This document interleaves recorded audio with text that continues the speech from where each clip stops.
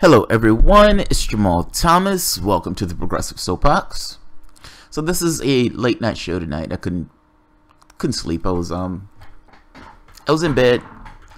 I saw this tweet and I wanted to talk about it because it annoys me.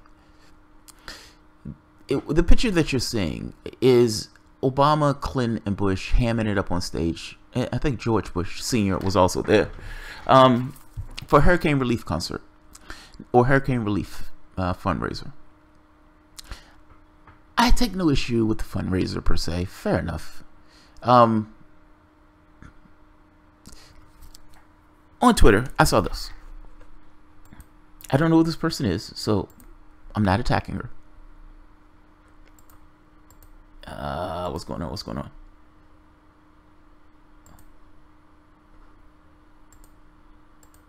Okay, here we are.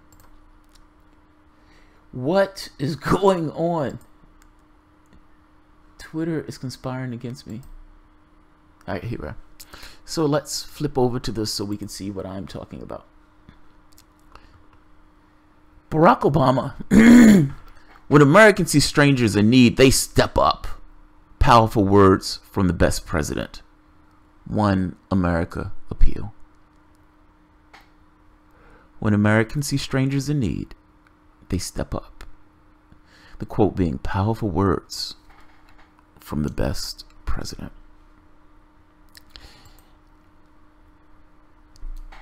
Look, if that was true, I would have no issue with it. But that is no basis in reality. I'm sorry, it's not. I traveled, I mentioned before I traveled abroad. I went from country to country to country. Many of those countries were Muslim countries. Oh, jeez, I have something in my eye. I'm sorry. Many of those countries were Muslim countries. So I jumped into Amsterdam. Then from Amsterdam into Egypt. Then from Egypt into Israel, overland in Israel, through Israel, then to Nepal, and etc. etc. What I realized when I was traveling abroad was, hey, they're just people. They're just like me. They're just like us. Now that sounds insane when you say it aloud, that, hey, those people abroad are really just people. But yes, they're just people. I say it that way because I want to get across this idea that they're physical, flesh and blood human beings that have families, wives, kids, relatives, etc. And in the same way that we love those people and we have attachments to those people, they also have attachments to those people in the same way. Now, for this president to make this statement, when Americans see people in need, they step up. And I know it sounds like I might be picking here, but I don't think I'm picking here. The United States has been working with Saudi Arabia to starve and to kill Yemenis. That was when he was in office. 20,000 bombs, more than 20,000 bombs dropped in the last year in office. Now Donald Trump is going to beat those numbers, but I'm just making this point. Many of these bombs are being dropped in places where the people are dirt poor. Starving Yemenis is gross. And the reason we're doing it is because of the relationship with Saudi Arabia. If that was anybody else, we would be screaming at the top of our lungs. If Russia was doing something like that with one of our allies, or one of the people that we were against, we would be screaming at the top of our lungs, oh my God, they're starving and murdering people. That doesn't sound like stepping up to me. That doesn't sound like stepping up at all. When you're invading one country after the next, we have special forces in 70% of the countries around the globe. Even when you bring it home, you bring it close to home. Do you understand that we had half of the country don't have $1,000 in the bank? Half of the country. And while half of the country doesn't have $1,000 in the bank, 95% of the wealth went to the top 1% under his watch, the Democrat. The Democrat. The one big project that they decided to do, the one big project, healthcare. You still left 30 million people off the roads. We're still talking about healthcare to this day, 8-9 years ago. Still talking about healthcare. Still talking about healthcare. Now, you can blame Republicans for that all you want. Ultimately, what the Democrats did was pass a right-wing healthcare plan and screamed at the top of their lungs that this was universal healthcare, all the while full well understanding that there were still 30 million people left off the rolls in healthcare. Mitch McConnell, that slimy Mitch McConnell was going against healthcare one day. He was making an argument against it.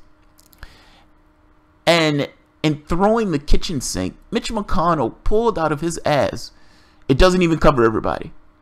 As if Mitch McConnell would get behind the plan as if it covered everybody. Democrats have been trying to push healthcare for 50, 60 years. They finally get in office. The country is primed for it. 30 million people still off the roads. People still going bankrupt for healthcare itself. When Americans see strangers in need, they step up. I'm saying that statement has no basis in reality. That's all.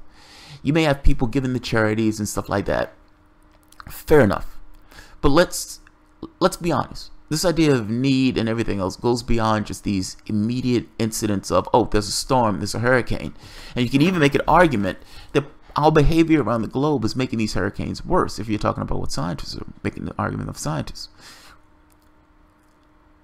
We do bad things around the globe. And there are a lot of people who are in need in those countries where we are doing bad things. Now, the question becomes, is it better to try to find ways to assist those people in those regions that need help without necessarily dropping bombs on them? And is dropping bombs on those people making those situations better or worse? Now, considering the world is on fire based upon America's actions around the globe, going into one country after the next, and I understand that there are bad actors around the globe. I'm not a dove on this. I can't control their actions. The actions of the people that I can control is our country. Those are the people who I am to some degree responsible for. Not the bad actors abroad, us. What are we doing around the globe? What are the things that we ourselves can do in this particular government that would change things around the globe?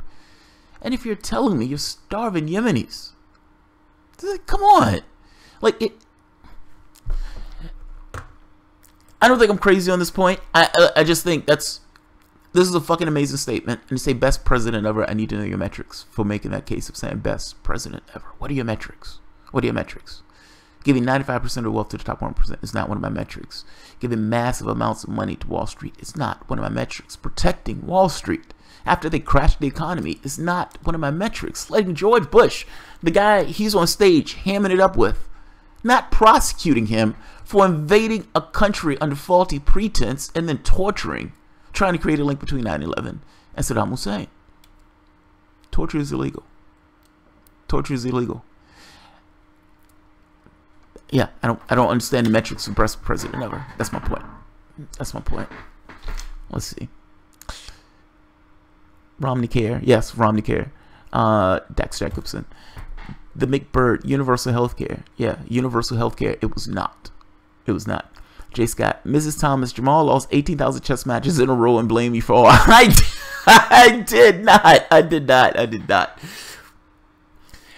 Every game, the funny part is, when I first started back playing, my rating was at 1600. And then the rating gets pushed to 1800. And the one person, as soon as I log on to play like that, the guy who I'm playing is a master. He's like 2200. It's like, all right, fair enough. We're playing this match. And then I log on again to play, and the guy I end up playing is a grandmaster. It's like, God damn it. It's not that the games are bad. It's just, if you're going to showboat, yeah. First rule of being president is to look forward, not back. No, it shouldn't be. It shouldn't be. So what I mean by it shouldn't be, if Democrats are going to complain that Donald Trump is in that office, that Donald Trump is doing all this nasty and disgusting stuff in his own office, where is he getting the powers from? Like, those powers were enshrined into that office, and the powers, when they're accrued into that office, are not going to just be given away.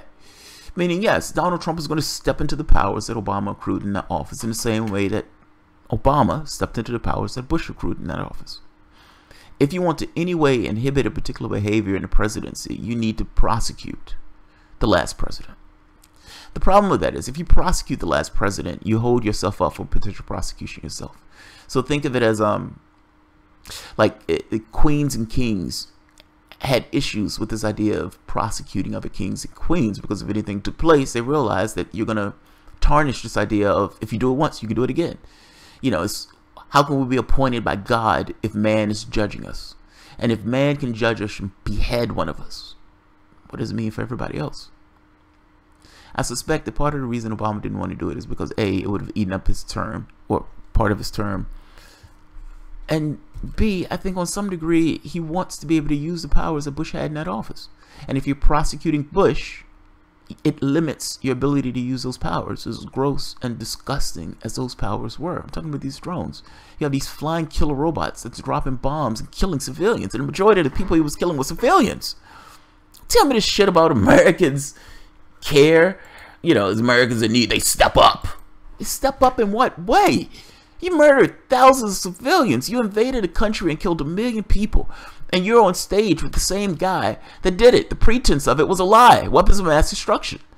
And now from that, we're still in those countries. And you've been going from country to country to country, bombing 8 countries. Not to mention special forces being in 70% of the globe. How's that? Those people in need. Many of those countries are dirt poor. Many of those countries are dirt poor. You can interact with those countries in ways that seek to try to make those countries a better platform. Or let me say it this way, where it's not necessarily this kind of exploitive relationship of this just kind of blunt militarism, as if blunt militarism is somehow gonna change the tenor of those particular countries. You're murdering civilians, and you're shocked as shit that people are trying to take your head off in regards to terrorists. You call them terrorists, I would imagine they call themselves freedom fighters. And even if they ensconce themselves in religion and come up with some kind of context in which to fight back, you can't belittle that and just say, oh, those guys are just religious extremists. They're just religious extremists. I assume some are. I assume some are finding the fastest thing moving in order to attack what they perceive as being attacked, the thing that's attacking them. Yeah, this is fucking insane. Rebel Cage rather, yes, some people do not realize how these powers are handed down. No, they act like Trump fell off a, the country fell off a cliff when Donald Trump took office. Completely ignoring the fact that the powers that Trump are using are the same powers that the prior president was using. Like, Rachel Maddow she was angry at George Bush. Oh, all of these Democrats were angry at the things that George Bush was doing. Democrats can seem really progressive when they're having to go at George Bush for this blunt militarism and all this other stuff. Obama takes office and they shut the fuck up. They shut up. He expanded those wars into one country after the next. And many of those people, thousands of those people, were civilians. This is all I'm getting at. If you're going to say, when Americans see strangers in need, they step up, then you're being very specific to the strangers. You're creating a very distinct thing in regards to what you mean by strangers. I don't know what you mean by strangers. There's a lot of strangers that we have no issue murdering at all. And for the most part, they don't care. Public doesn't care. There is no real anti-war movement in this country. Meaning, despite being in all of these countries for the past 16 years, in one country after the next, bombing one country after the next, dropping 20,000 bombs in 1 year alone, not to mention the number of bombs that Trump is going to drop. Crickets. Crickets. Does America believe that the places that we're bombing are not people in need? Do America believe that those people need those bombs that we're dropping? Is that what she means by helping people in need? I don't think killing civilians is the same thing as helping people in need.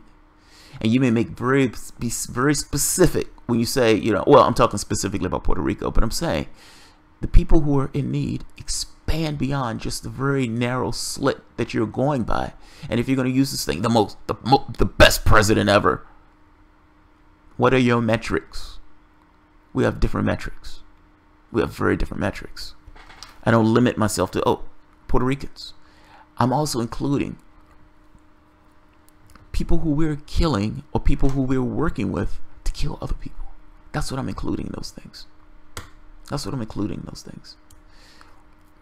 Can't believe we're still talking about healthcare right now. The idea that an American president has real power has been an illusion since the assassination of Kennedy. It depends on what you mean by power. Honestly, it really does depend on what you mean by power. Does a president get a cape and a book on how to use his powers like greatest American hero? They need to. Rebel Cage rattle, exactly. Maddow is a nutcase. Maddow has become an absolute nutcase. Yes, she has. She's on one conspiracy theory after the next. It's amazing. Obama didn't charge Bush because he had same masters profiting from wars. Maybe. I think it has more to do with this idea of the presidency in general and how much time it would have taken in this presidency to do it. And also, I want to use those powers. If I put Bush in prison for using drones, then I no longer can use drones because somebody else can put me in prison. Does it also mean that the next time a Republican get in, they're going to try to do the same thing to him? It's problematic. It's problematic. But whether it's problematic or not, did he commit a crime? The answer is yes. Did he invade a country that he had no business invading? Yes. Did he kill 1 million people in that invasion? Yes. Did he do it on the pretext of a lie? Yes. All those things are true. All of those things are true. You kill 1 million people and then end up torturing people to try to create a link. It's fucking amazing. And then they try to make the argument that torture was successful. They waterboarded that guy hundreds of times. If it's successful, how many times do you have to do it? Like this is mind-blowing. At a certain point, it looked like they were just getting their jollies off torturing somebody. Fucking amazing. Civilians who we drop bombs on are often shown burning poorly made American flags a few weeks before the bombs drop. That's them coming up with reasons to justify the behavior. All countries come up with reasons to justify the behavior for the things that they do in those countries. I'm just making this point that if Americans cared, if Americans were these big-hearted people, their heart was swelling with compassion, then you wouldn't be murdering people one country after the next, and there will be an anti-war movement pushing back on the fact that these guys have been murdering people in one country after the next. Those presidents that are on that stage should be in prison. They should be dragged before the Hague. At the very least, Bush and Obama should be dragged before the Hague. That's the truth. If Sweden had an earthquake, we'd be there in 30 minutes with 24 ships of stuff to help them. Yeah, that's true. That's true. I guess I'm getting to this point of, I understand if something happens, this kind of blunt event happens, and the world's like, oh, we want to help that particular blunt event. Fair enough. Hurricane, earthquake, tornado. Fair enough. Fair enough. Americans, just like other people around the globe, everybody around the globe, is not specific to Americans, try to help in that way. They try to send food, clothing, money, whatever they can send. That's just people in general. That's people being people. That's the nature of human beings in this way. I would argue that that to some degree is a certain level of human nature. There's a certain level of compassion and empathy in the human being that pushes that behavior. Society tries to murder that off, but it's there. You see it in those events. It's not just Americans. I'm getting to a deeper thing, though. In moments where there are no hurricanes, in moments where there are no tornadoes, there are no earthquakes, there's no EMP blast, there's no asteroid hitting the planet, nothing like that. Human events. A president sitting in that office, looking at a list and making a determination of who they want to kill. A president that makes the determination that they're going to support a government that's murdering and starving other people. Millions. A president that says, we're going to put special forces in 70% of the world in these assassination raids. We're going to pay terrorists to undermine other governments. And when we're talking about this, we're not talking about this in an abstract. These are actual, real flesh and blood people who these things are affecting. Meaning, if those special forces in those areas, who do you think they're affecting? Like, there's stories. I don't know how closely people looked into the Occupy or the regime or the occupation of Iraq when the United States was in Iraq. We would kick down doors, we would drag people out their doors, we would murder people, and there would be no recount for the people who were living in Iraq. We were doing ghastly and disgusting things in those countries. The laws did not apply to us. That was the point. And then you had this other thing of bringing in these other private entities or these private enterprises that the laws didn't apply to at all. They didn't even have military law at that point. Those guys could do whatever the hell they wanted. That's our behavior in the globe. If you wanted to actually help people around the globe, you could do that. We don't do that. We drop bombs. We drop bombs. We send missiles. We send in guys to kill other people. We kill many, many civilians. And then we're shocked and stunned when those people are angry and upset and maybe burning American flags. Oh my God, I don't understand why they're burning American flags. I don't get it. Why are they doing that? And the news media plays it up. American hatred abroad, all this other stuff. Never putting in the full context of what we ourselves are doing and interact, how we're affecting those countries, how we're affecting the people in those countries. When we overthrew Iran, overthrew secular government Iran, and put in a brutal Shah, and that brutal Shah was breaking and killing people left and right, and the United States was still playing this guy up as if he was some kind of good goddamn Samaritan. Even Jimmy Carter, up to Jimmy Carter. Iran overthrew that Shah. Overthrew the Shah and put in a religious cleric. A secular government turned into this kind of religious theocracy. That was us. And then we've been mad at the government ever since because they got rid of the Shah that we ourselves helped put in after we overthrew their own government. Now, do you think all the resentment, all of the stuff that we've been fomenting against Iran, the things that have been affecting the people in that particular country, you honestly believe that Americans, for the most part, care, that they pay attention to that stuff, that they gave two shits that the government of Iran was overthrown? Do you think they care? Do you think they care with all of the other governments that the United States has overthrown all throughout the world over the past 20, 30, 40 years? The Kennedy files that were just released, had the CIA plotting on sinking a boat of Cubans in order to create resentment against Castro. They were talking about creating a terror campaign in the United States against Cubans, including up to the point of injuring or killing. You think the country cares? That's what I'm getting at. I'm not getting at, I'm just making the point that the statement flies in the face of reality. This is a platitude that presidents and people who get on stage, these shiny, polished people say. They try to make the country feel better about itself. Don't feel better about yourself. If you're okay with one war after the next, if you're okay with going into one country after the next, and you don't say mum, you don't say squat, there is no anti-war movement in this country, not a real anti-war movement in this country. During the Vietnam War, one of the guys went and set himself on fire in front of McNamara's office to protest that war. That's commitment.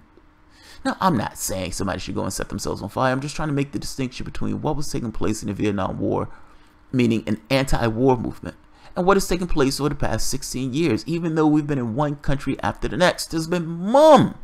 Nobody has said squat. When Americans see strangers in need, they step up. They drop bombs.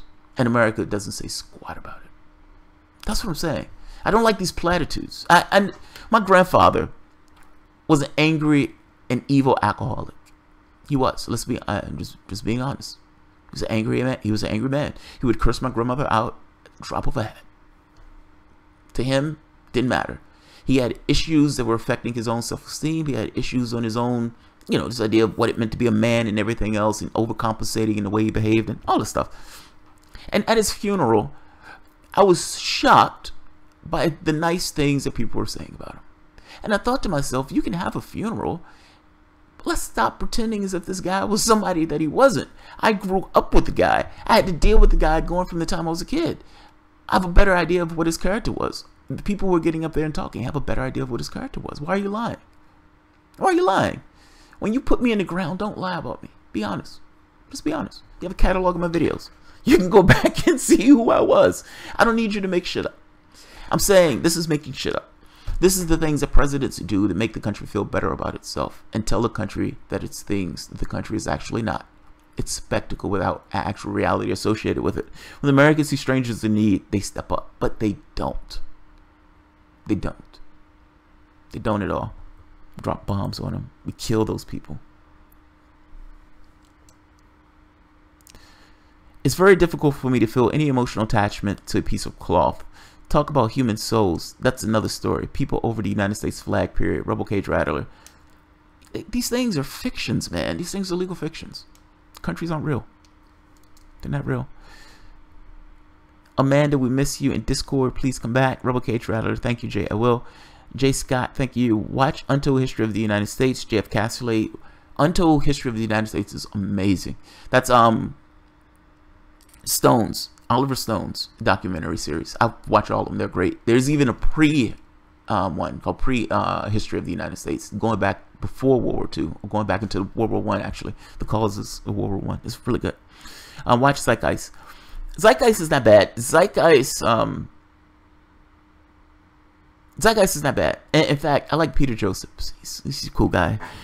I really wanted the opportunity to meet him at the Convergence Festival and didn't get the opportunity to do it. My wife and I got there late and we couldn't get to the place. And then he had all these people in line trying to talk to him and shake his hand. And Didn't get a chance to talk to him. I would say also look at Jack Fresco. Jack Fresco is fucking amazing. Jack Fresco is where Peter or Joseph got many of his ideas from. Jenny Lynn. Hey, Jenny. What's happening, Jenny? The McBird. Read previous comments too. Jenny Lynn. Hey, sexual revolutionaries. Is it sexual revolutionaries? Sexy revolutionaries. I'm sorry. I'm sorry. Google. Donald Trump's basic position on flag burning isn't all that controversial. Donald Trump is just a Republican. I'm sorry. He just is. Like, I don't know what people... His tone, don't get me wrong. His tone is over the top. His tone is blunt. His tone is comically ridiculous. All that's true. But when you get down to brass tacks, the stuff that he's talking about is just Republican stuff. He just says it in his most ghastly terms. Things weren't all that rosy before the Shah, though, either. That may be true, but come on. At the point where they put in a strongman,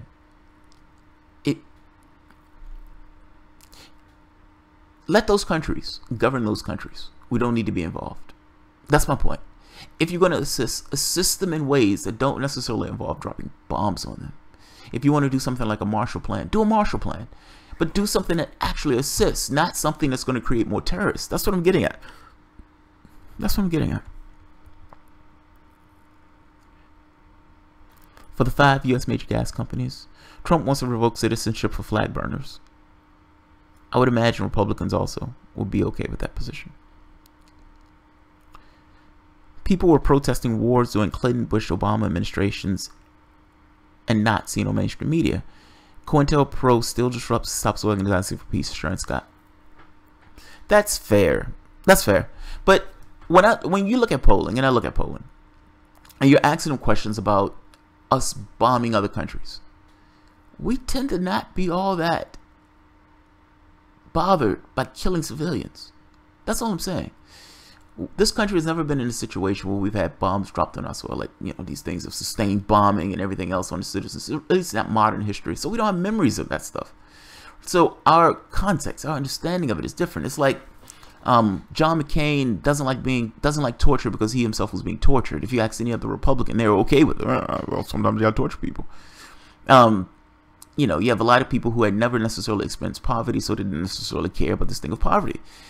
It almost takes, from a human standpoint, to experience something in order to kind of get a full or better understanding and context of the ghastliness of it.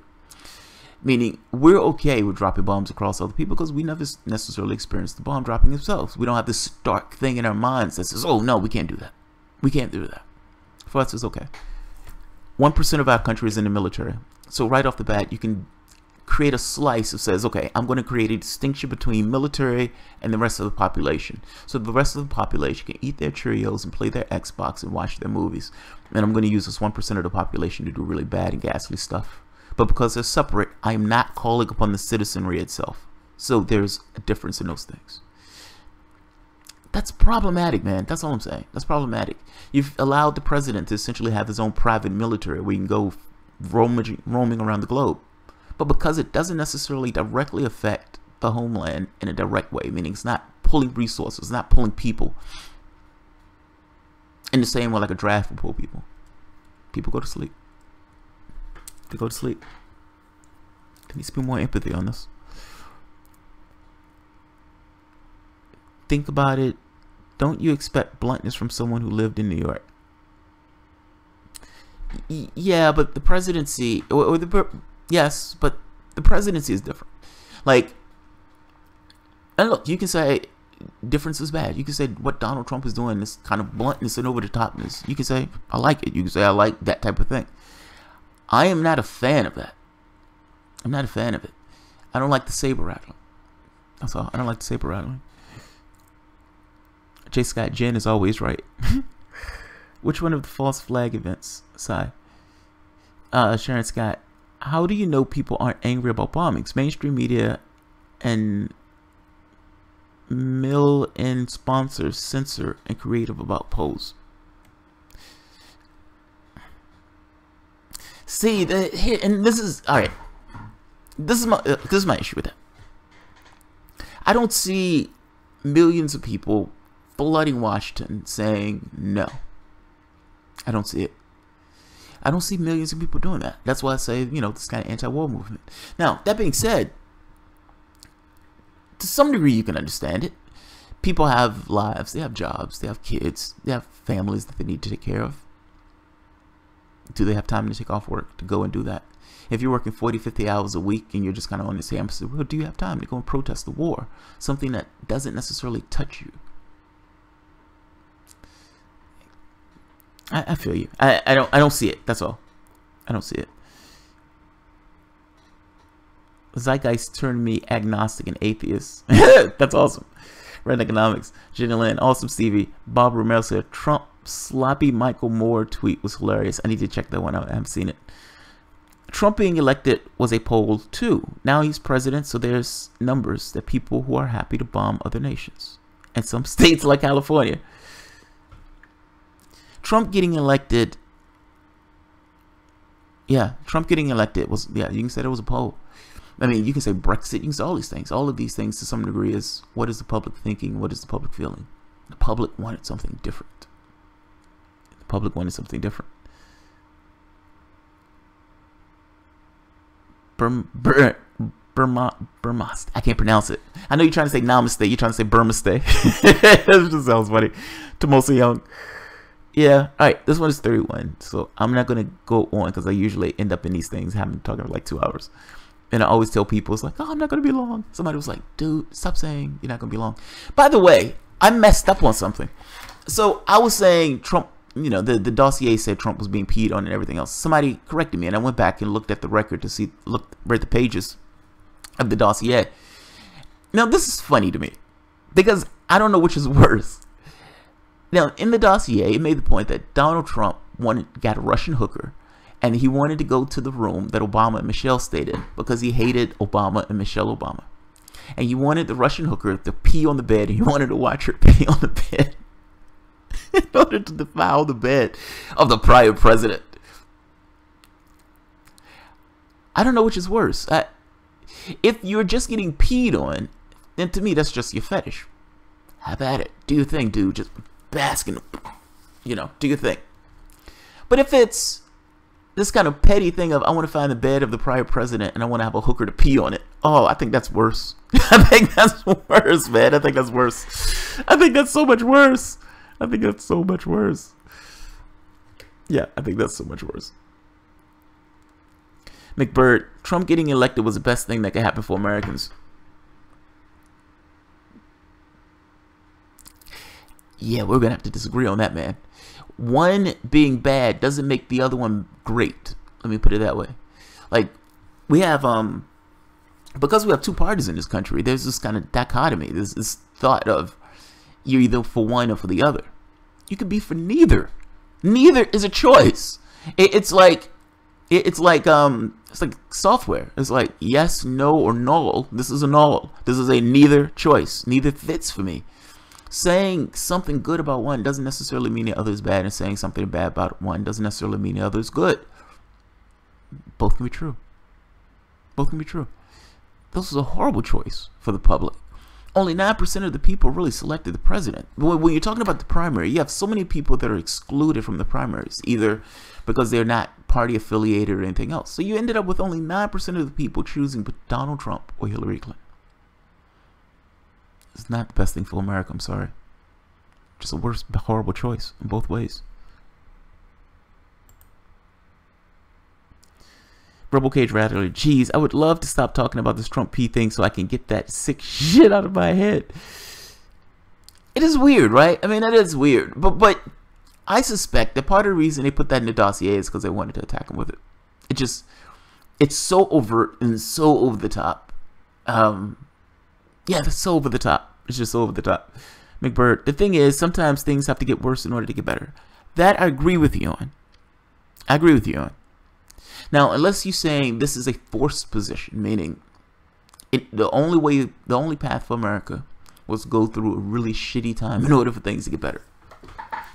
You've heard me make this argument about scorched earth, like saying, I'm not voting for Democrats. If you're going to put up a weak milquetoast Democrat, then that weak milquetoast Democrat, from my standpoint, is not getting my vote and ideally would lose. And they should lose enough to the point where that party can be either cannibalized or they come to Jesus. Come to Jesus while you have time. Come to me. Come to me, son. It's like the prodigal son. Come back to the goddamn light. It's one or the other. Either you burn or you have this kind of renewal. I'm okay with either. It's not that I wanted to burn down, because I understand that the consequences of that is a rabid Republican Party. But I don't see a path forward with the party the way it is. And I can't see support in the party the way it is. So yeah, I agree with you on that. But at the same token, come on, man. Donald Trump's a horrible fucking choice. Don't get me wrong, Hillary wasn't a good choice either. So this is not me saying, you know, Donald Trump was a horrible choice and the other one was great. I just think both were horrible choices. I don't like the situation that we're in. Aisha Hollingsworth, from the perspective of making people wake up. But did they wake up? Did they wake up? Honestly, did they wake up?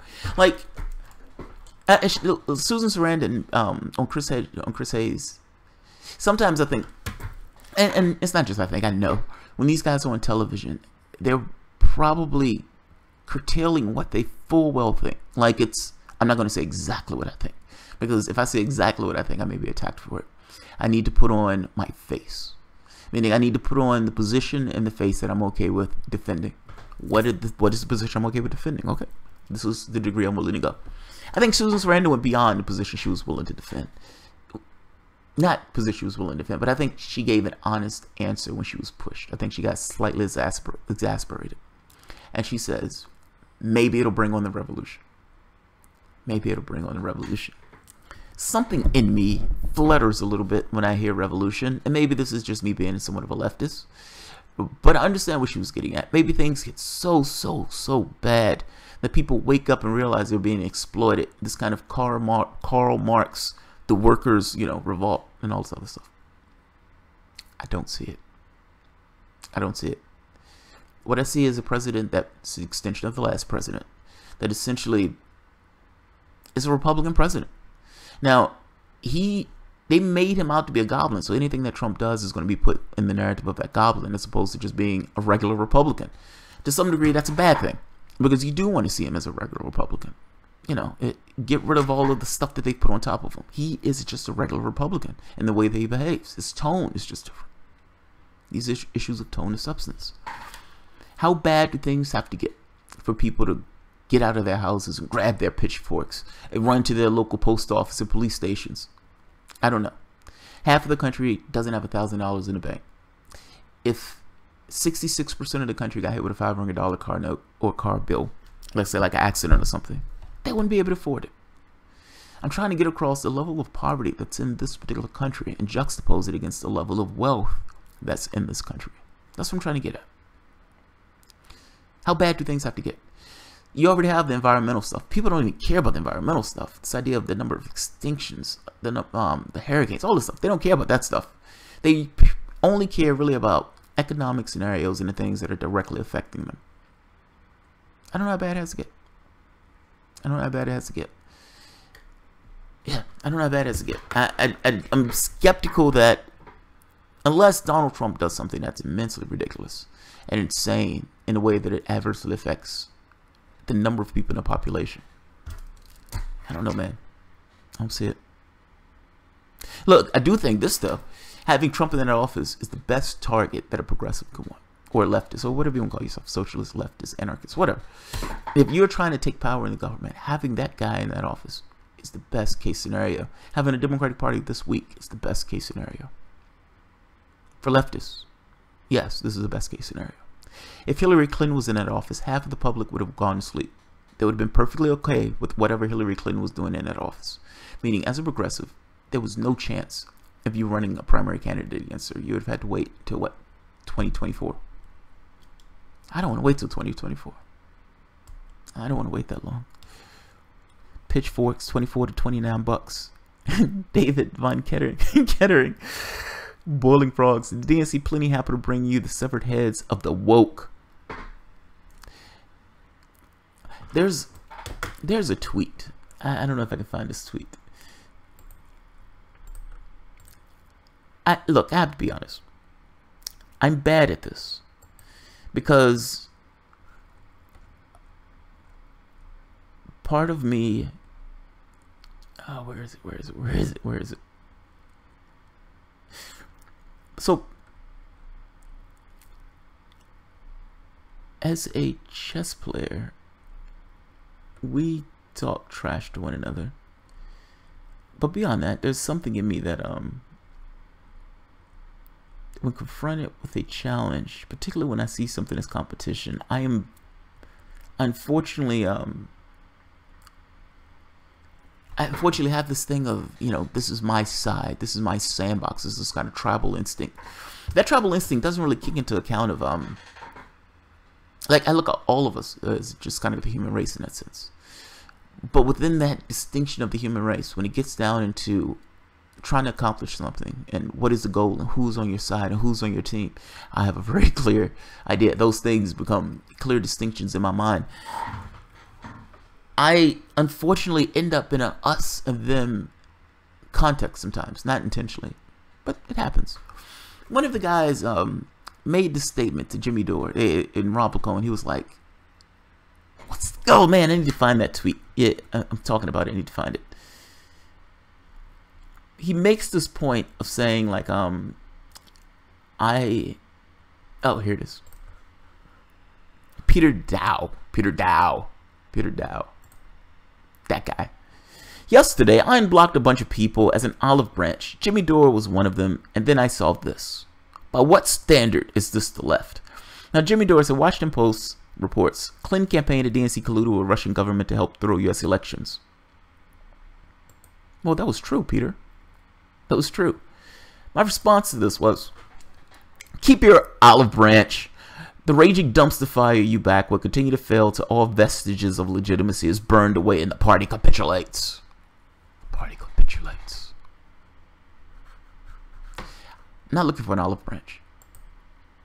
I'm not looking for an olive branch. I have no expectation. Yeah, Peter Douche, that guy.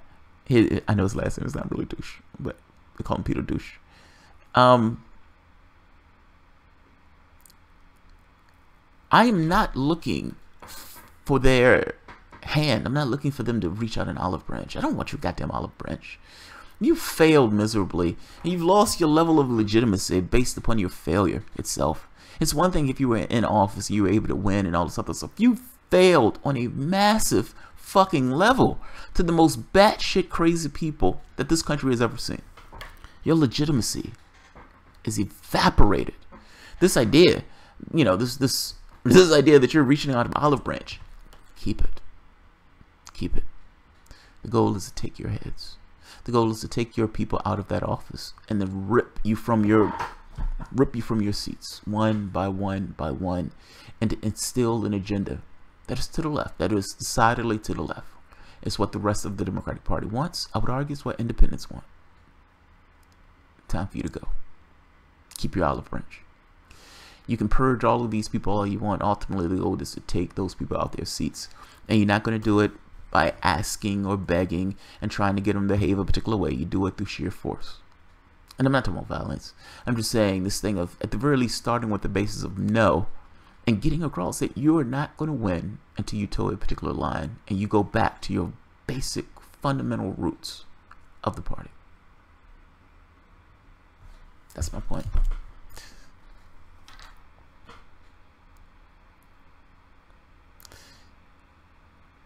Also, you should check out Corporate Report.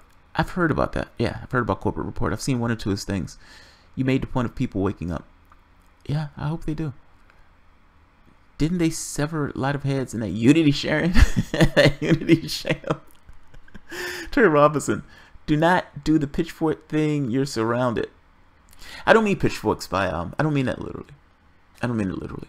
I just mean people waking up, being angry, being upset, and having that anger and upsetness, I know that's not a word, aimed at the right place. The government itself.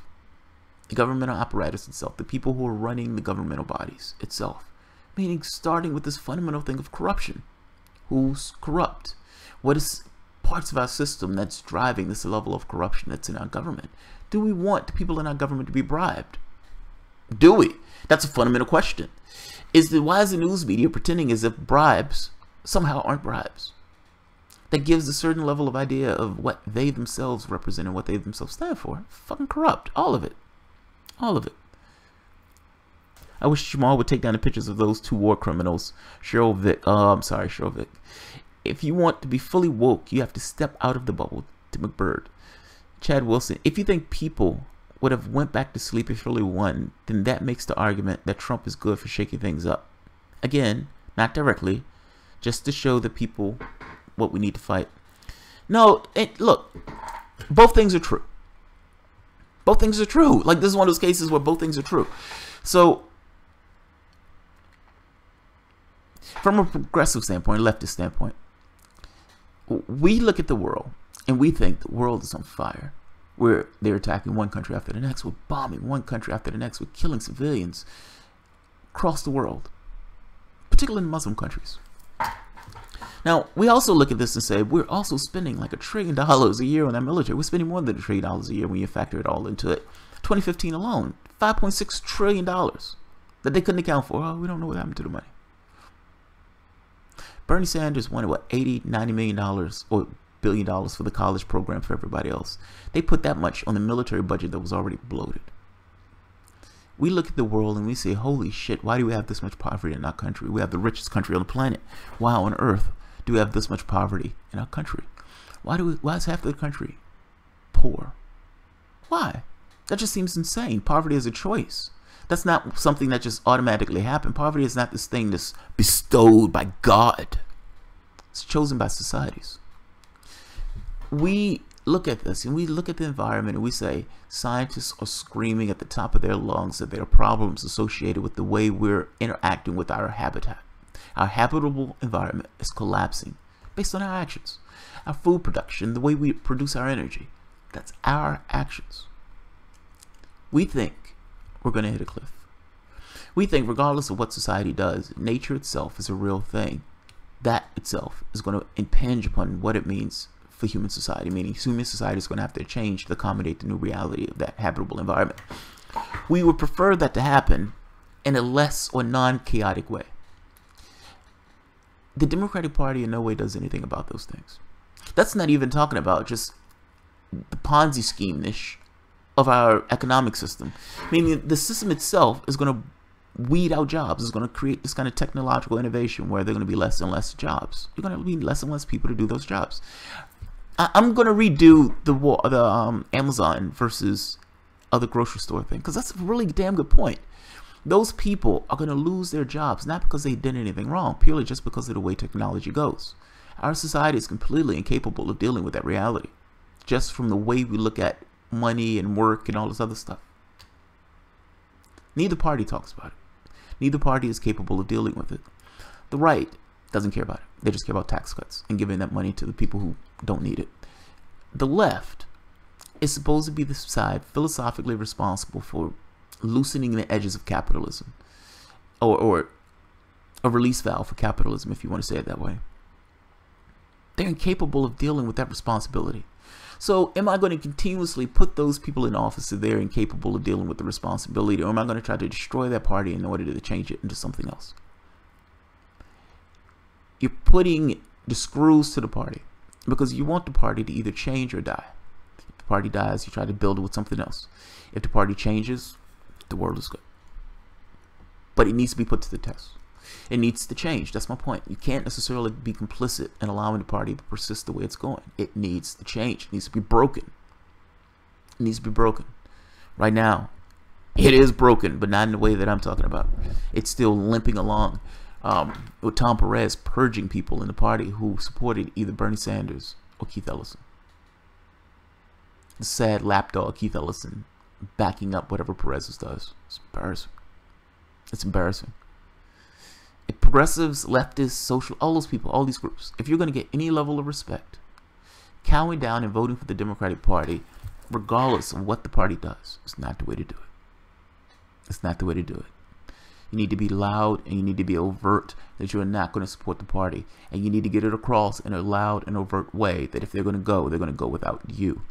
It's one thing to say it in the shadows. It's one thing to just say, okay, I'm not going to vote for the party. Don't tell anybody. It's another thing to be loud and abrupt, meaning one channel after the next, one politician after the next, whether it's Green or anybody else, making very clear especially something like TYT should be very goddamn clear that either you support this agenda or you don't get our votes.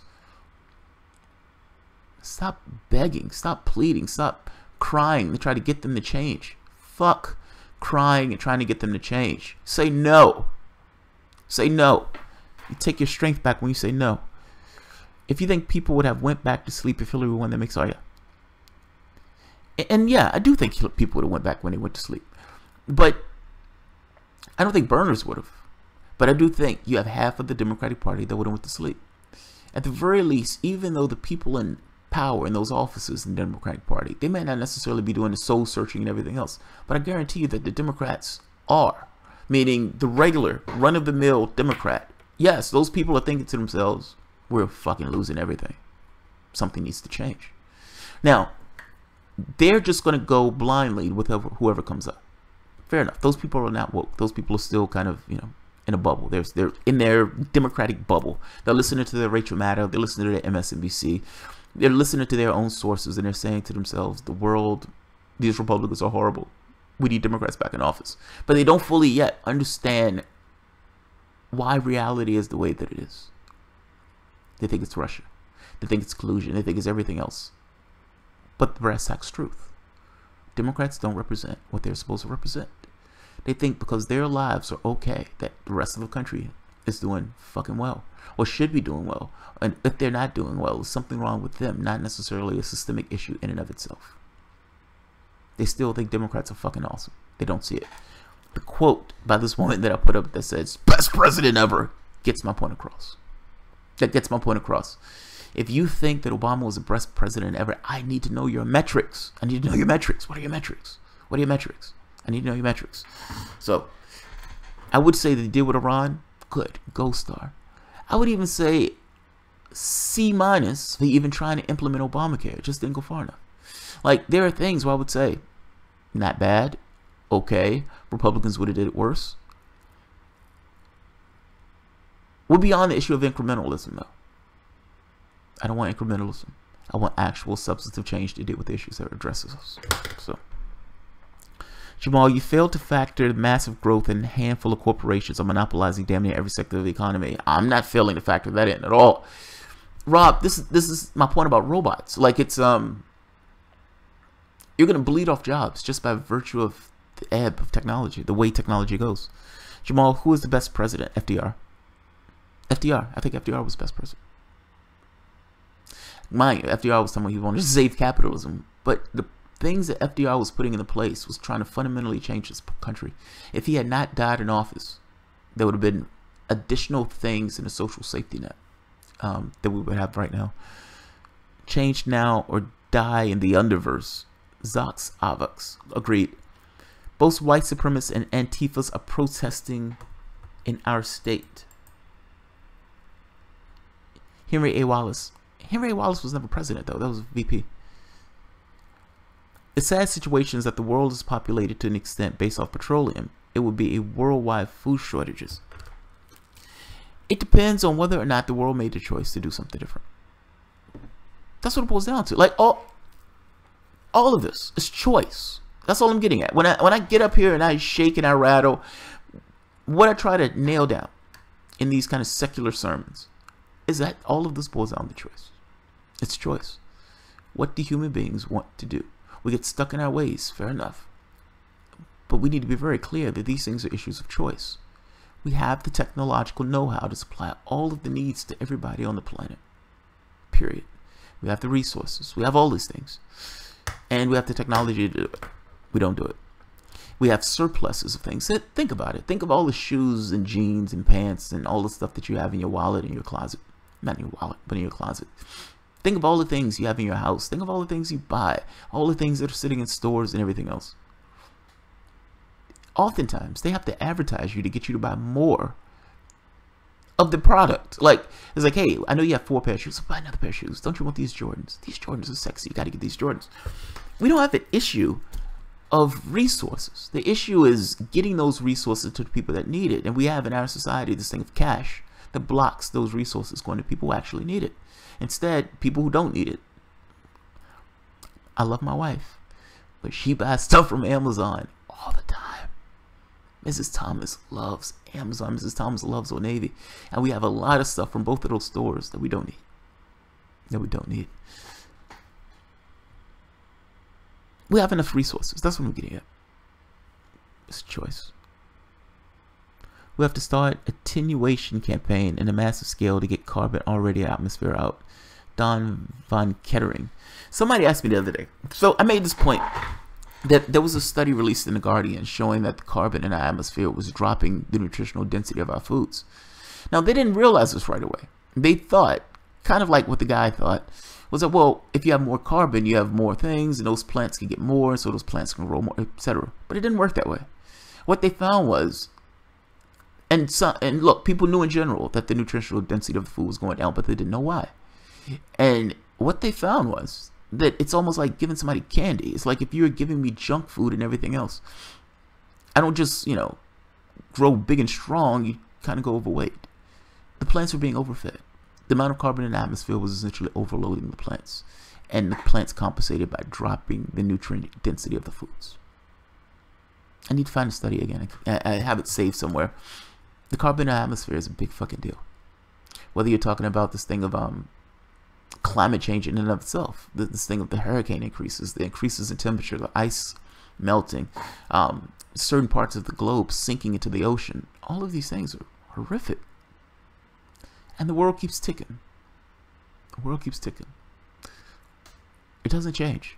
Nothing seems to change. It doesn't matter how bad things get. You have all of these extinction level events. What 40-50% of the extinctions that's taken place have taken place over the last 40-50 years. Sperm counts going down. All of the plastic in our oceans. I think Peter Joseph made this point that in 2030 you have more plastic in your oceans than fish. Right now in sea salt they're finding plastic. In food and fish they're finding plastic. We're destroying this planet. We're destroying this planet, honestly. Full stop. Like, that's what I'm getting at. All of these proclamations of capitalism, socialism, all this other stuff. People try to define what I am. It's like, oh, dude, you're a communist, you're this, you're that. I'm none of those things. I look at the world and say, the world is a real thing. Flat fact. Flat fact. From our context. We talk physical matter reality. I'm not talking about whether or not, this is digital space or anything else. I'm saying from our context, the world is a real thing. However the world goes, so do we. If you're going to create a game space and you're going to say people are going to interact in a game space and they're going to interact in this game space under particular rules, okay. But if those rules ignore the fact that the world is a real thing, that human beings are a real thing, and that if you despoil and destroy that world, then you're also going to destroy the life living on that planet, meaning us. You're going to make it inhospitable for us. We act as if we're separate and distinct from the world that we live on. We're not. We're not. Whatever system of governance you come up with, however the society needs to arrange itself, it needs to, for the most part, take into account that the world is a real thing. And if you want to be a technocrat about it, your society should be governed based upon the resources of that particular world. Meaning, what is the carrying capacity of the area that you're in? What's the carrying capacity of the world? If you're going to make a society that goes beyond or completely ignores that carrying capacity based on your current level of technology, you're going to kill yourselves. You're going to kill yourselves. I don't care what you come up with. It should be fair. It should be honest. It should deal with the fact, though, that this is a real world. That's what I'm getting at.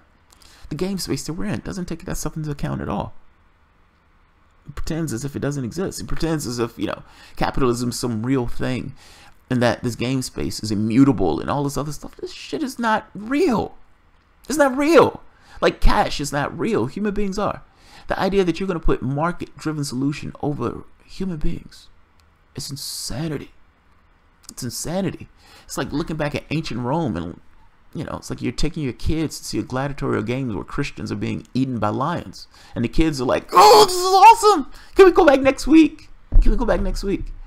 That was okay in that society. That was okay. Now to us, that seems fucking insane. It's like, taking their kids to see people eaten by lions.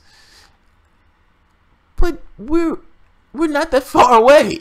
Like, we have this situation where we have goods, we have services. You can have somebody sleeping outside of a house that's completely empty. Completely empty.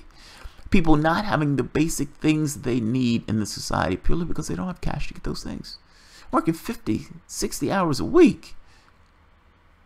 of basic living. And they call it freedom. They call it freedom. It's funny how the propaganda goes into this idea that if you work 60 hours a week in a job that doesn't pay all that well, that's somehow freedom. Not having $1,000 in the bank is somehow freedom. It's freedom. Total freedom. Colin Shea. I wonder if some billionaire has been secretly creating a prototype city based off the Venus Project. If it was me, I would. If it was me, I would.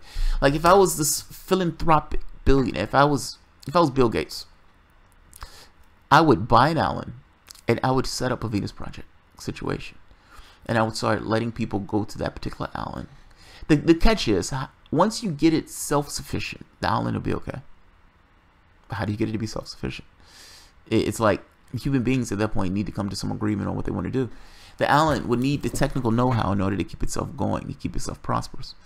Because the Venus Project doesn't necessarily seek expansion forever. It seeks sustainability. It's a difference. It's a difference. It's like, how do we stay in tune with the globe itself, and how do we allow the globe and the world and the environment to flourish while at the same time increasing our technical know-how and this type of stuff. Yeah, it would be awesome. Who knows? The choice is ours. Jenny Lynn, fucking yes. Don Von Kettering. No, I was pretending it went down the memory hole. Rebel Cage Rattler. Shirley, just by staying home with loved ones or working it out in the yard or doing anything around the home is now you anti-war protest. Taking it to the streets just to attract the counter protesters.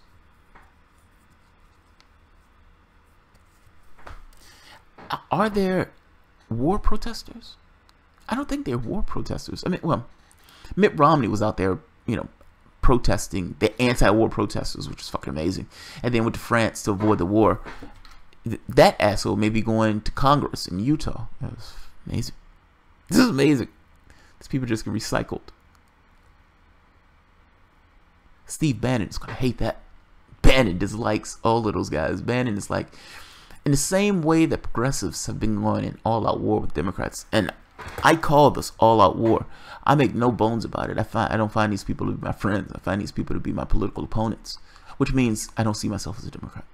Like, that would mean that all vestiges of me voting Democrat has been burned off. I don't see them as, I don't see them as my allies on this. I don't think we have common interests. That's what I mean. Bannon has been doing the same thing with Republicans. Meaning there's been this attack and sustained attack on the Republican Party by Bannon. This is interesting. This is interesting. This is the party's clawing at the established order and trying to rip that establishment order apart. And you can make an argument that the establishment order has failed. Donald Trump taking it off to some degree is the establishment order folding in on itself. Now, the Democratic Party is clinging like grim death to whatever it can to stay in power. But I would make the argument that if they continue to lose, they would lose all level of legitimacy. If they lose Virginia governor's race, oh man, people are going to be howling. They're going to be howling. Where is your legitimacy if you can't even win in Virginia? Where is your legitimacy? All right, I'm going to end this. This is an hour. I was trying to keep it 30 minutes. But fuck it, we're talking, so it's an hour. I have another one to do in Catalonia, and I really want to redo the Walmart one. Not Walmart. I keep calling it Walmart. The Amazon one. Because the Amazon one, it started off as just, oh, I'm going to play chess and talk. And then I realized playing chess and talking doesn't necessarily work because it's diverting too much of my attention to actually playing the talking or one or the other. It's like you can do one or the other, but not both. If I'm talking trash, that's one thing because that's mindless. That's me talking trash at the game. But often, if I'm narrating what's taking place in the game itself, I'm being distracted from the game itself, so it doesn't work. That being said, talking about the Amazon thing, I think is a big and interesting deal. So I made you redo that one.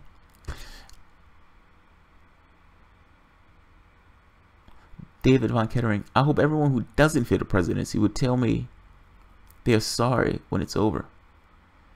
Yeah, I gotta be honest, I'm not. I was one of those people who were terrified of Donald Trump taking office. So, like I said, you can be in the camp of both, where it's like, I think both are horrible. I'm terrified of both. So, All right, guys. I'm going to end this. Good